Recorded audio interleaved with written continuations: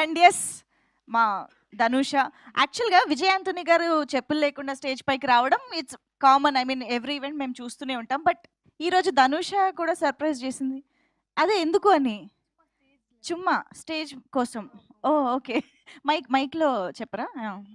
ఊరికే స్టేజ్ కోసం. నా పేరు ధనుష.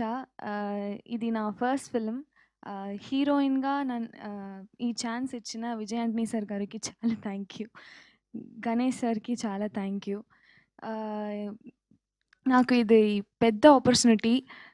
తమిళ్లో మాత్రం లేదు, తెలుగులో కూడా ఈ ఫిలిం రిలీజ్ అవుతుందని నాకు చాలా హ్యాపీగా ఉంది. అజయ్కి చాలా థ్యాంక్స్. కంఫర్టబుల్గా ఉన్నారు, నాకు ఫ్రెండ్ అయిపోయినారు. నాకు కొంచెం కొంచెం తెలుగు తెలుసు. మా అమ్మ కూడా తిరుపతి, నేను పుట్టింది తిరుపతి. బాగా అర్థమవుతుంది కానీ మాట్లాడడానికి కొంచెం కష్టం. Thank you ma'am. Thank you ma'am.